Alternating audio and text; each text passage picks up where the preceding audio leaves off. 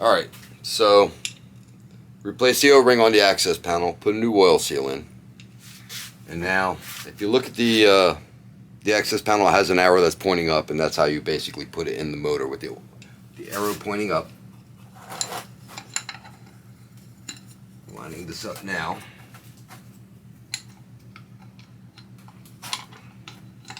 So,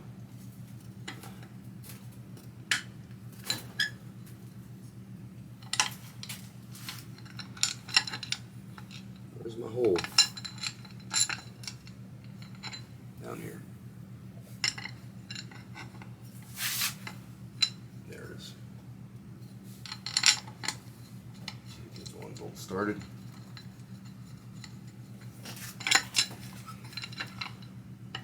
Get my other bolt started.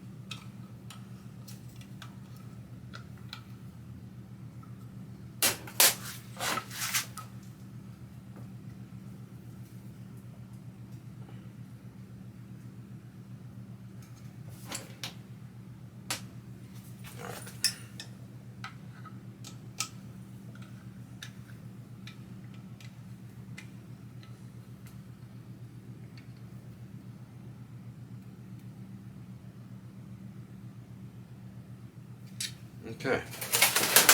Next, I'm gonna grab a cylinder. Need to go grab a cylinder kit off the shelf, and give me a second and I'll grab the head, show you what's going on with the head. The head we're gonna reuse, and what I'm gonna do is clean it up. I'm gonna do a little P&P on it, and relap the valves. So what I'll do is probably just prep the head, and then we'll go right to installation. I just want this to be strictly an installation video.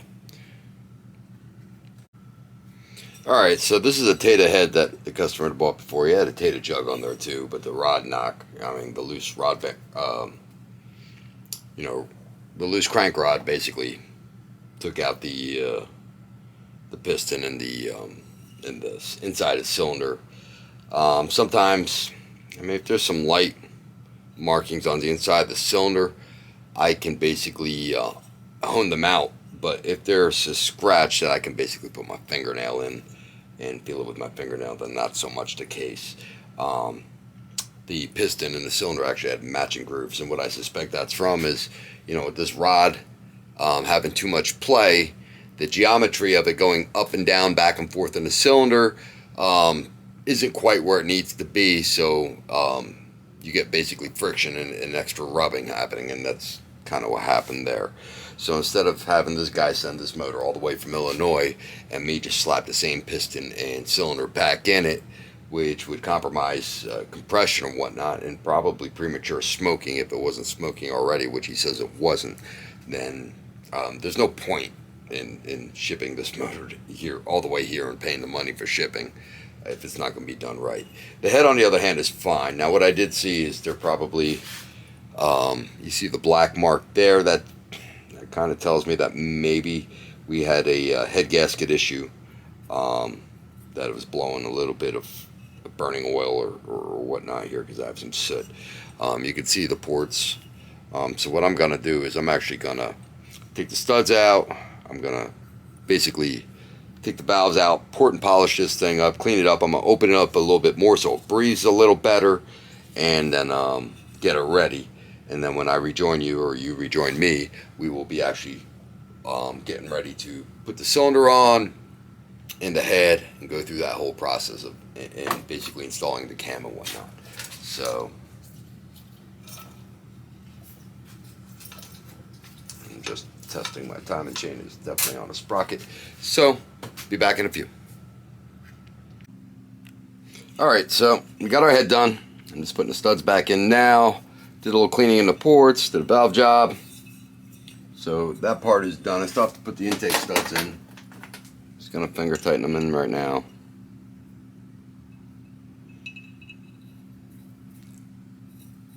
And I'll finish sending them in a minute. Alright, I did go backwards and took the panel back off, the access panel. The reason why is because I skipped a step, and I'm sorry. Realized when I was cleaning the head. So here's our upper cam chain guide. Okay, on another difference between this and the typical GY6 with the access panel. On a typical GY6, behind your variator, or in this compartment here, this slides in right here, and there is like a big Allen bolt that goes and holds this in place.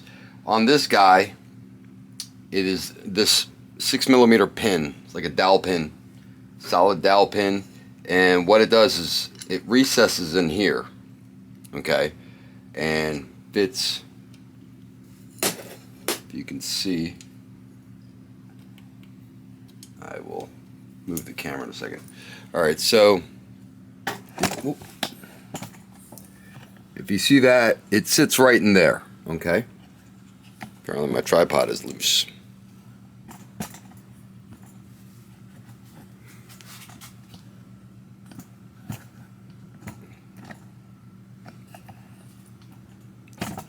That's a little better.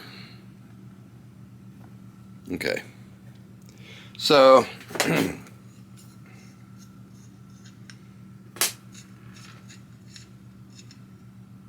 put these in my holes.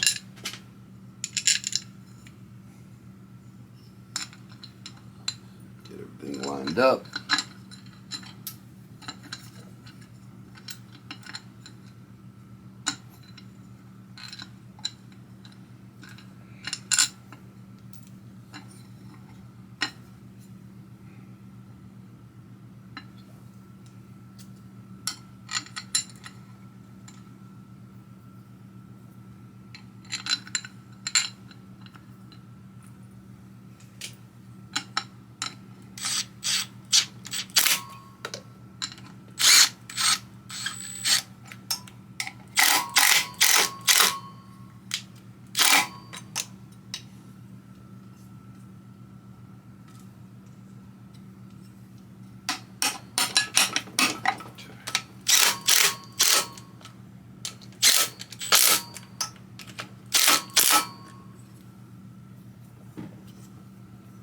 Alright, so now we have our upper cam chain guide in. Alright, at this point, I'm going to ring a piston, and we'll get this up. I just have to figure out a good angle, because this is, I don't think I can fit the camera back where I usually put these motors together. The other thing we can do real quick is this. Go ahead and put our starter in.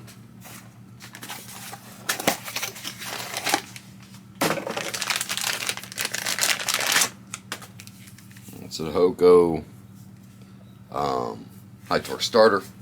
I put these on about 90% of my builds.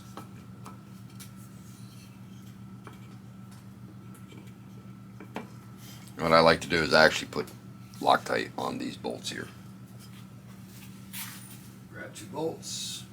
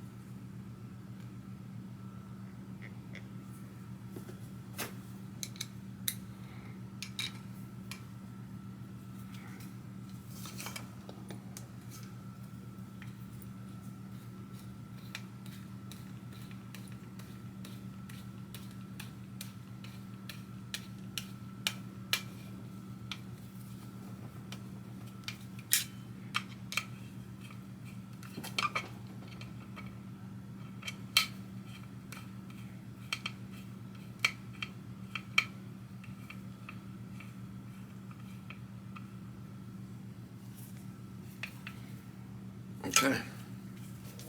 Starter's in.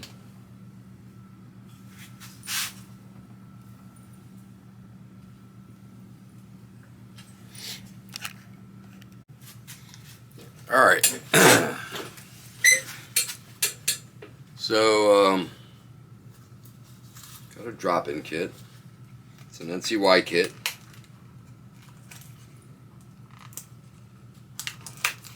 I deal with NCY and SSPG, so basically, whoever has the most stuff in stock that I can get. But there's only 3 drop-in kits that are manufactured right now. One is NCY, the other is SSPG, and the other is Tata. So I deal with 2 of the 3 because in recent years it's been hard to get parts. So I figured the more the merrier. Alright, so you look at your piston. Big relief always goes to the intake on top. And it gets confusing because they're marked differently. I've actually seen a smaller relief marked in. Don't know why. But I always look at the 2 reliefs. And the one that's larger is the one that I put to the top. I start with my oil rings. Usually the squiggly oil ring first goes in. And I put that so the gap, or what I mean by the gap is where it's separated, is basically if would be at 6 o'clock. 6 o'clock, and the intake valve for reference is at 12 o'clock. Alright, there's 5 rings total. There's 2 really thin oil rings, scraper rings. And what I do is I clock these at 45. So I guess if you're going to clock it, it would be like around 7:30, 8 o'clock over here, and then like 5:30 over there. But that's where I'm going at 245, basically degree angles off of where I have the gap for the squiggly ring, which is dead center at the bottom. Now what I've noticed is recently, let's see if this is one of those that some of these rings have given me fits, the oil rings. So I've actually found a Japanese company that makes GY6 rings, and I keep them on standby in case this is one of those deals. It seems like the oil rings are just a hair thick, that they don't quite fit in the gill like they should without sticking out, which gives you a problem putting the piston in. Alright, but these seem to fit okay so far, but I won't know until we try and insert the piston, in which case then I'm going to have to go fish myself up another set of rings.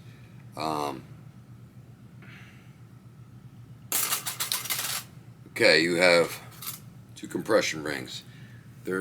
One is a light edge and the other one has a dark edge, or one is all black and some are silver, some are silver, some are black, some just have a silver edge versus a black edge. The black edge one goes on the bottom, so that's the next one to go in, and you can clock them 45 degrees from each other as far as the gaps. And the writing, there's always a writing or a mark on the ring on one side, the writing to the top. Whatever side has print goes to the top. Okay, there's our 1.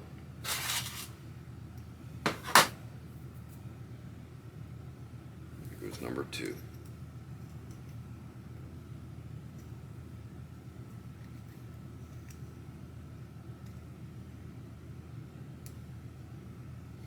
Okay, next thing we want to do,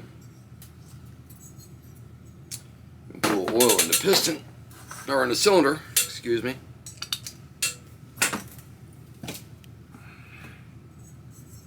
Kind of swirl it around.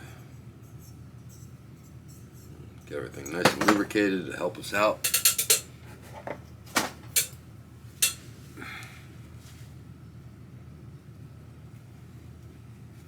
It's like Velcro, picked up all my little die grinder pads.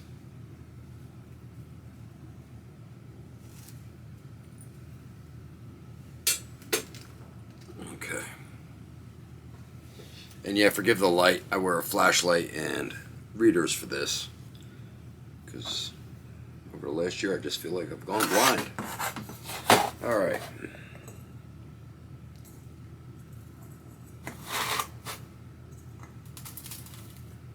So I just kind of try and gently work my way around each ring in this cylinder, and I just work the cylinder around, keep going in circles. Alright. Now we're going to see if these, I'm trying to put it in as level as I can.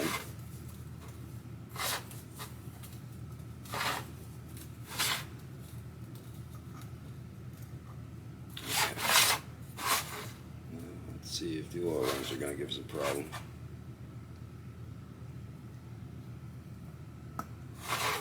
So far so good. So far so good. We are looking pretty good so far.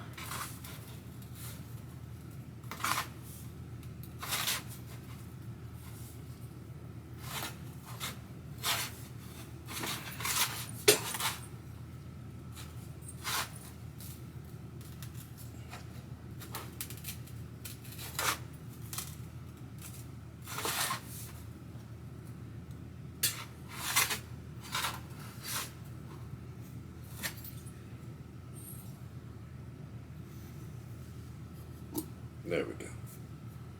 Alright. So, now everybody's got a different way to do what they do. This just works for me. So, next what I do is, we got our retaining clips for the wrist pin. Before I put the retaining clips in,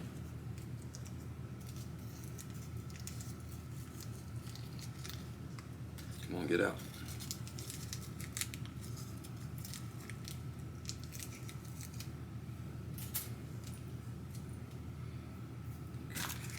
There's our wrist pin.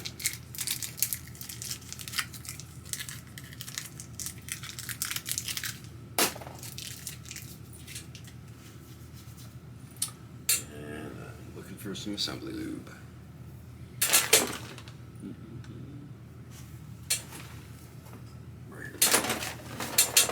Ooh, that bottle feels empty. Okay.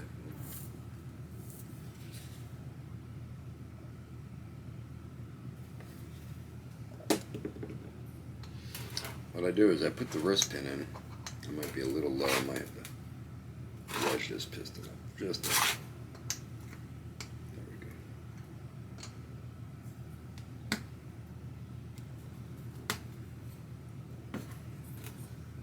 Get it nice and get the lube in there.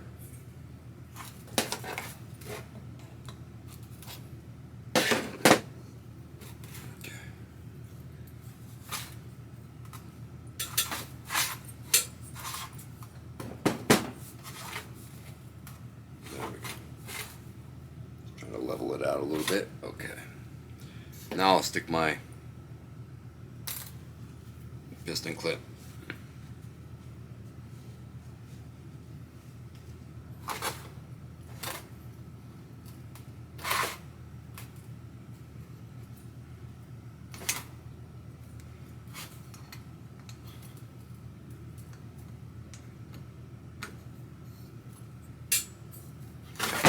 I'm going to put the piston clip, I just want like to get the holes all lubed up with the wrist pin.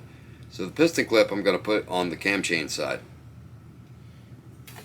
It'll all come together and you'll see why. And I'll explain why in a second. Clip is in there. I'll save the other clip.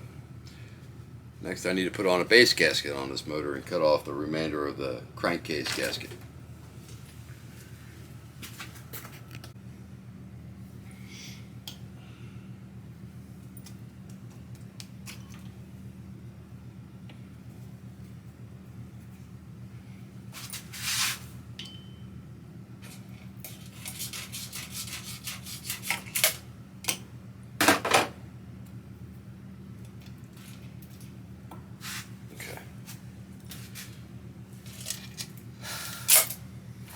Now,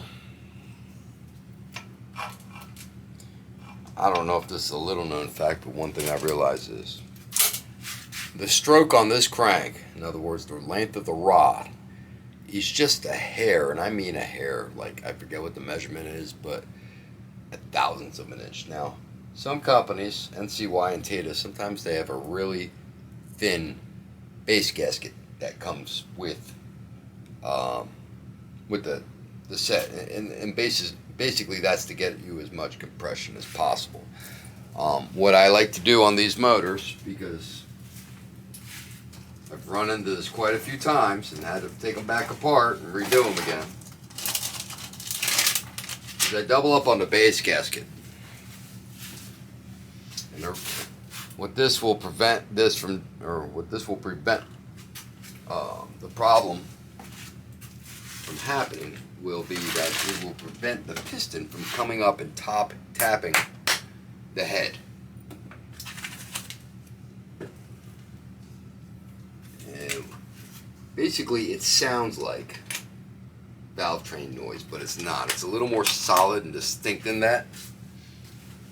And at this point I've heard it enough, I've seen it enough, that I can pretty much tell when I start the motor if it's a loose valve or if our piston is tapping that head. So I'm going to start with my first gasket.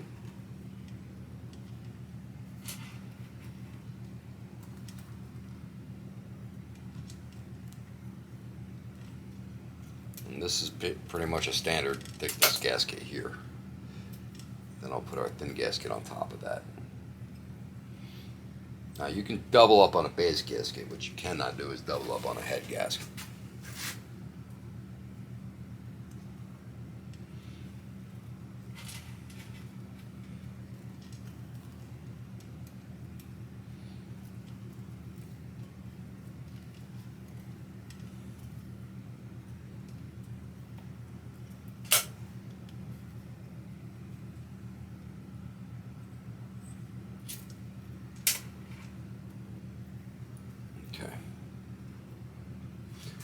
Now, I think our jug with our halfway inserted piston.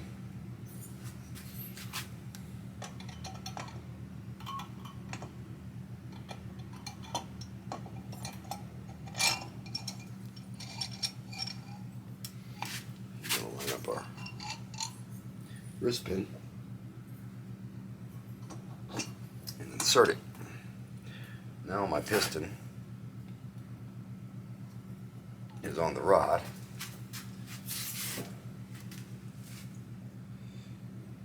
The other piston clip in.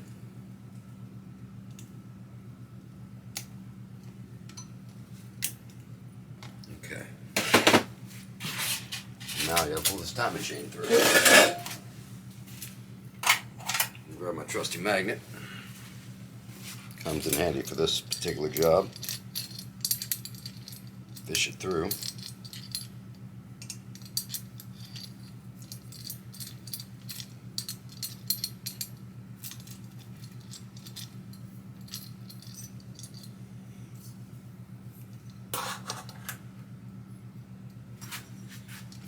Kind of work my piston on, or work my cylinder down.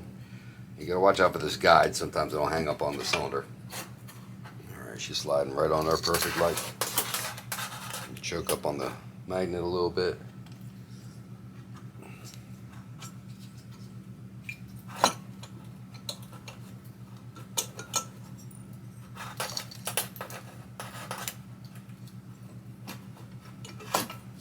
Okay. Now I'm going to roll it to the top dead center.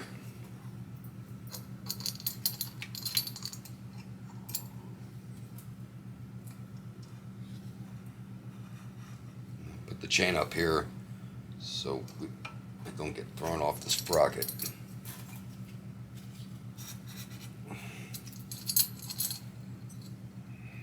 This motor seems to be a little more forgiving than the regular GUI 6. A little oil leaking out. Okay.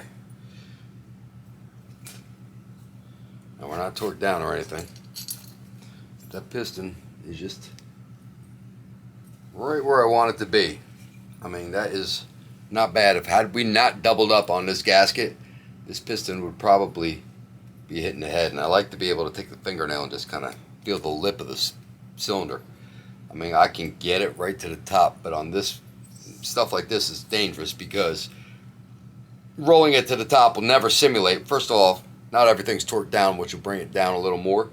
But nothing will ever simulate the little bit of slop there is from the factory, or the tolerances, you know, of movement that rolling it over by hand and when the motor's running. So things like this, better safe than sorry, so you don't fire up the motor and figure this out.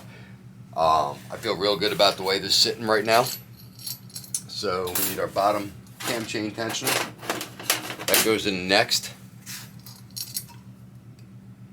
And yes, the black goes to the chain. Somebody asked me the other day if the copper side goes to the chain. It's not copper, really. It's, but no, it's always the black. I have taken apart motors that were assembled. You know, people have sent me, and actually the top guide was flipped upside down, put in there wrong. All right, here's our head gasket, the metal one. We get a couple dowel pins first. And do not forget to put these dowel pins in. If you cannot find them, you wait till you get more before you try and put this motor together. Dowel pins are very important, centering everything and keeping everything together. All right, time for the head. We need to finish installing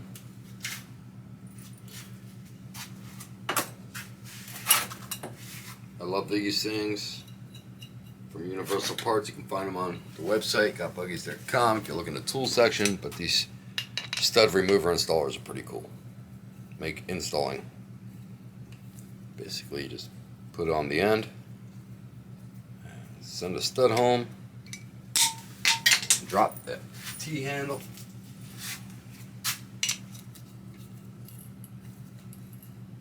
Okay, and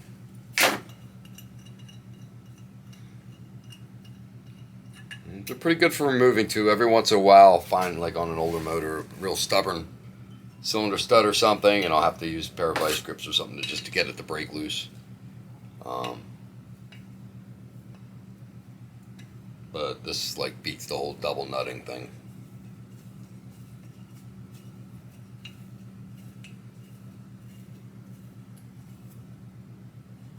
Okay.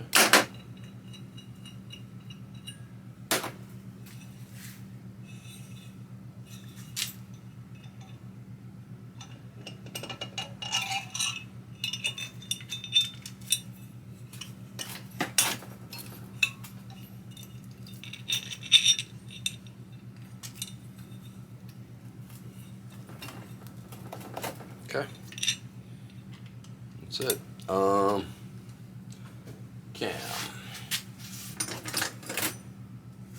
I had a cam set aside for this. No idea what cam this is. It's the cam that came out of the motor.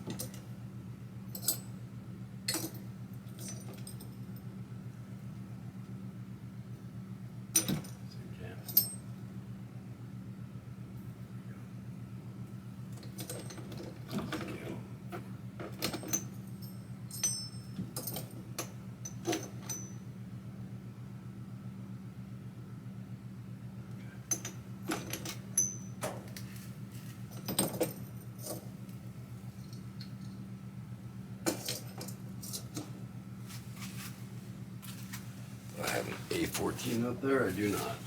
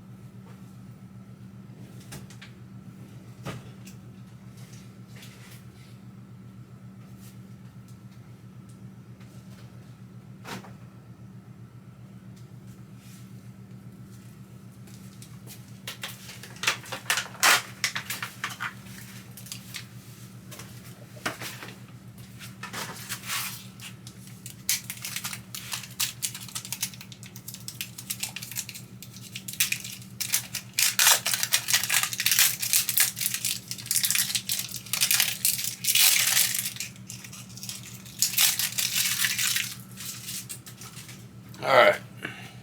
What I'm going to do, make sure I'm still in top dead center, so I'm going to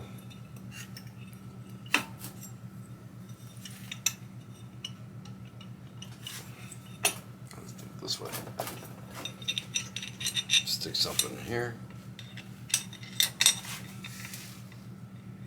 Sure, absolutely sure. Dead center. Alright. So being on top dead center, most cams you got 2 dots and a hole. Okay? So 2 dots line up level with this hole at the top. Both cam lobes are down. There's be no pressure on the rocker bridge. See? If you can tell, the holes up top, both lobes are down, so both rockers will be loose from ready for adjustment. So.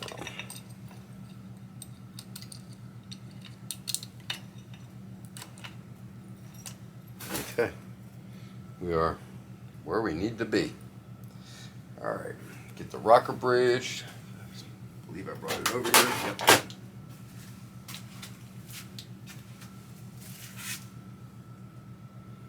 Need a couple more dowel pins.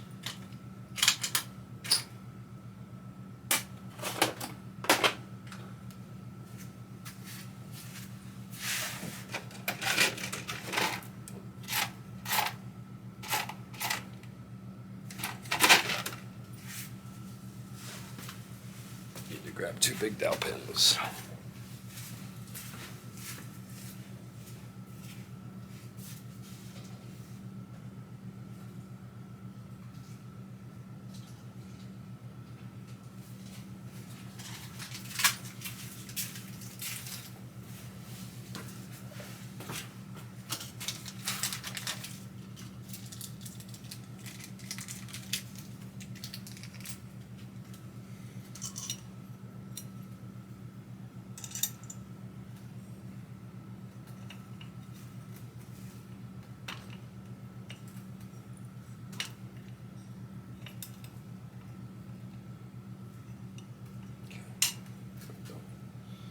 Rocker bridge. If you look at the rocker bridge,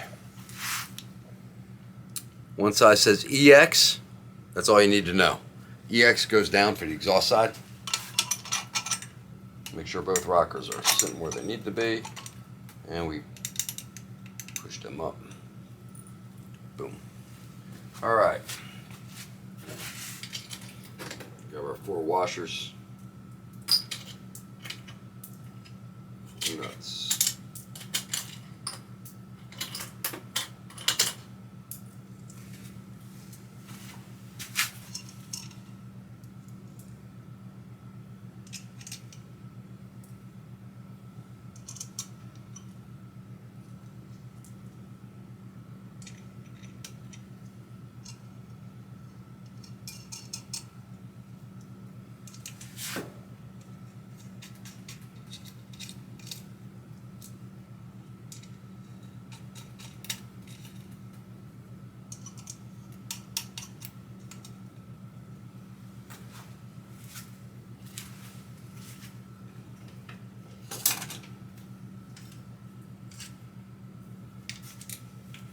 Always a handful when you're by yourself.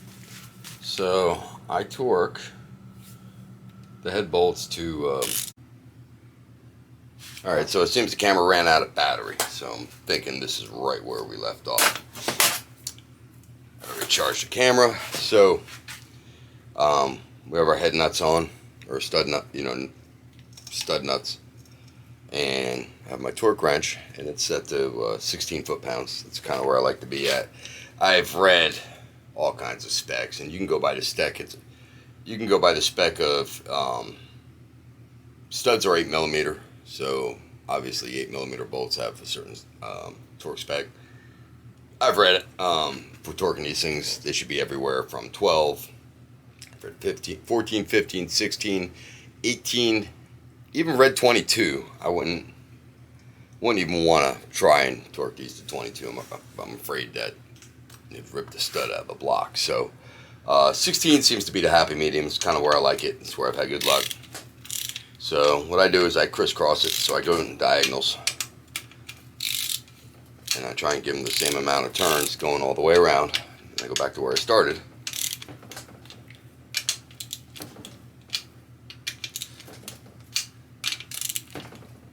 Okay.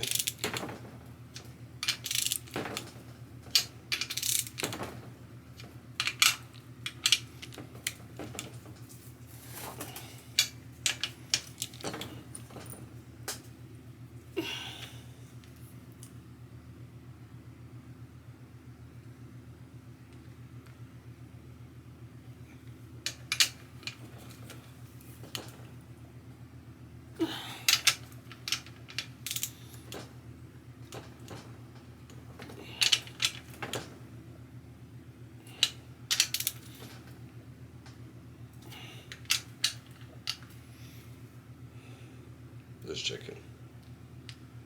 Somebody didn't play with my wrench. Back it off and readjust it here. Let's see.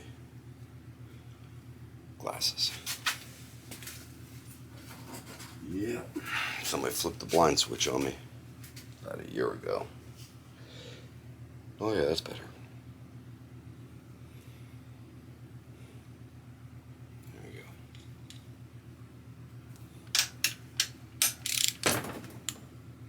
Okay. There we go.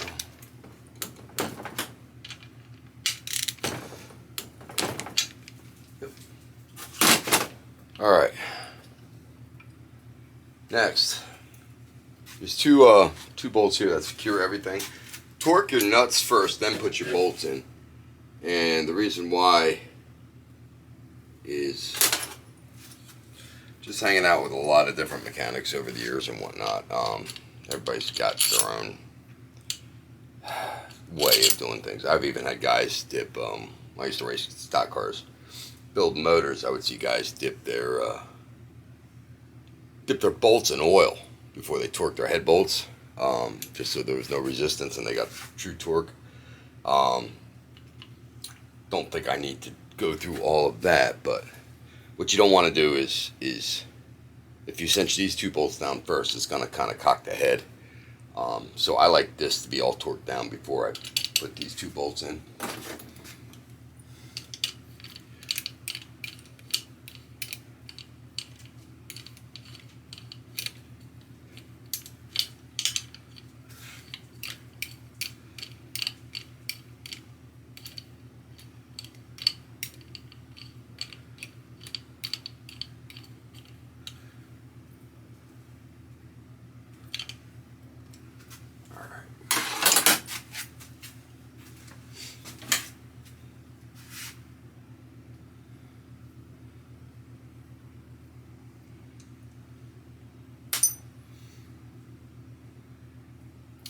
Let's see. Somewhere I got a little screwdriver here.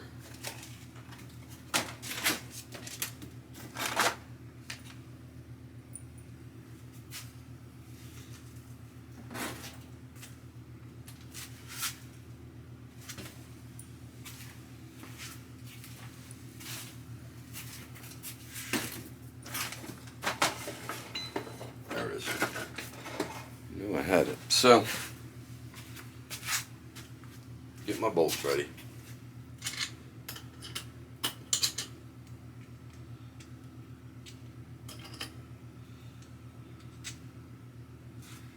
Alright.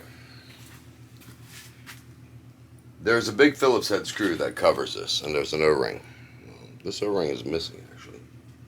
So that would be kind of a potential oil leak. I'm going to put an O-ring in this, but there should be an O-ring right here. And this is your timing chain tensioner. You need to preload this, and you do this by taking out the big Phillips head screw that covers this. You get a small skinny screwdriver, and you retract. You can see that sucking in. Sorry, it's a handful because my hands are oily. Alright, so what you want to do is, I'm going to go ahead and put this in first. Let me get a couple things ready. I do use an impact for this because it just makes life easier. Alright, you got your gasket on there, so you make sure it's retracted. You drop it in, push it down with the screwdriver and hold that thing in place, and then you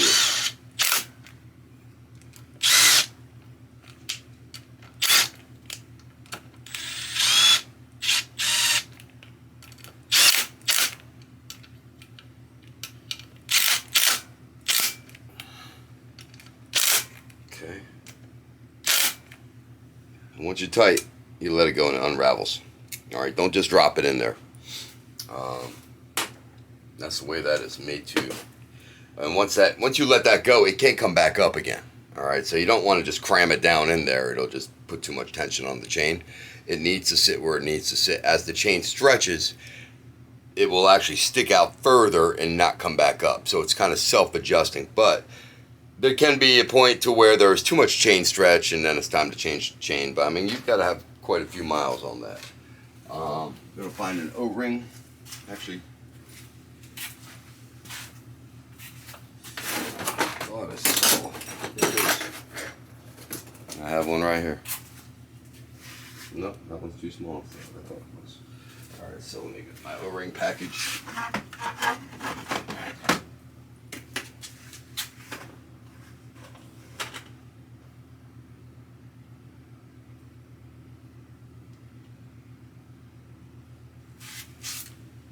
Size one up.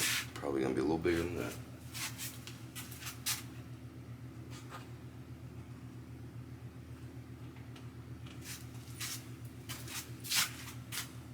Yep, there's our huckleberry. And when we put our screw down, she should basically place where she needs to place. Here's our screw. Phillips screwdriver.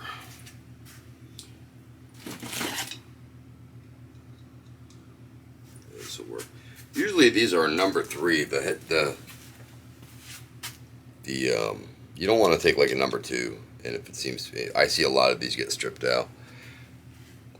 Number 3 is the really big Phillips. Number 2 is probably what most people would consider like your standard Phillips size.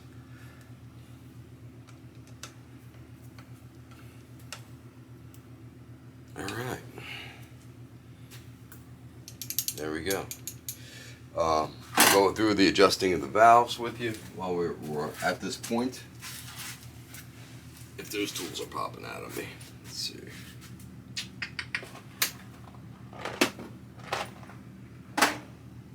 I just decided to make this video on a whim, so of course all my tools are pretty much scattered on the bench from the last motor I just put together. Alright, so that's a tappet tool.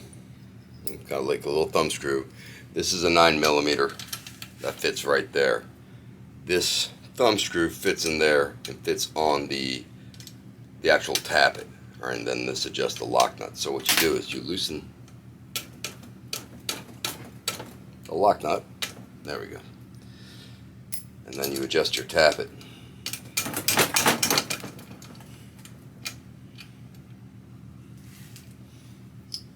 This is basically a GY6 feeler gauge. One side is 4, one side is 5. These are all on GotBuggies.com if you go to the tool section. In fact, I might, to think about it, I will post some links to GY6 tools. Like all the tools that you would need to do this job right here, I will post them. But one size is 5 thousandths, the other size is 4 thousandths. Now, me personally, I set both my valves to 5 thousandths. I like them a little loose. That's something that I took with me from learning stuff about the race car days. I used to work with a guy, not work with a guy, but the guy who helped me out, because I knew nothing about cars when I got into it. But he used to adjust his push rods by feel, and he always liked them a little. So he would adjust the rocker and roll the push rod in his fingers, between the lifter and the rocker, and just go by feel. And he said he liked his motors just a hair on the loose side. That the motor feels freer. I kind of subscribe to that and do the same thing with my motors. So I set both of them to 5.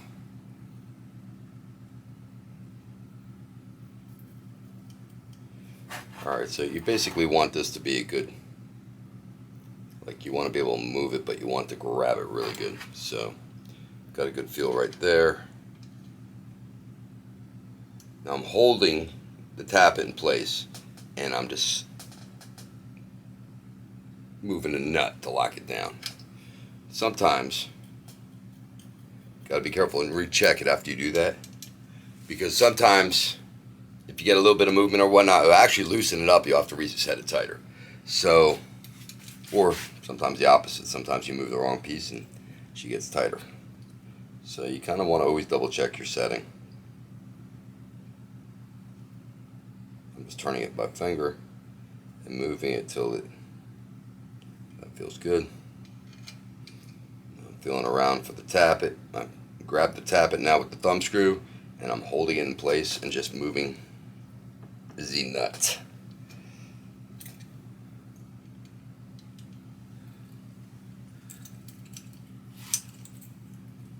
Now this one, that one feels a little loose to me, so I'm going to redo it. See, it doesn't always come out. Sometimes it takes 2 or 3 tries. Most people just say, okay, good enough, send it. But I kind of, it's a little tight.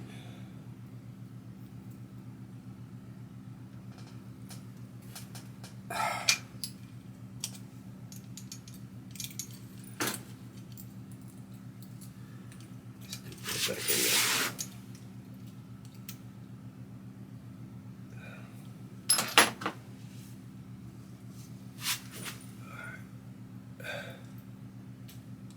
Yeah, I like that better. Okay.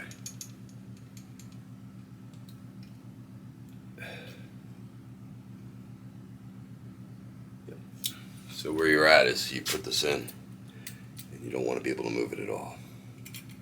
That one might be a little loose too. I might tighten that one up just a hair. Just see if you saw how that gauge just swung down. So I might run my motor like that, but what's good for me isn't necessarily good for everybody. I don't mind taking a chance.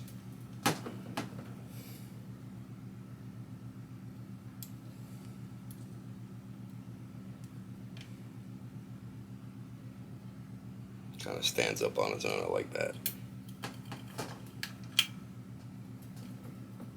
That's a little grabby. That's a little tight.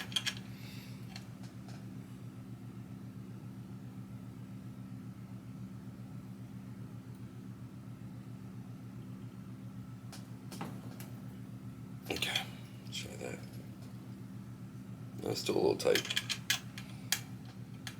See, what's going on is the tappet moves just a hair when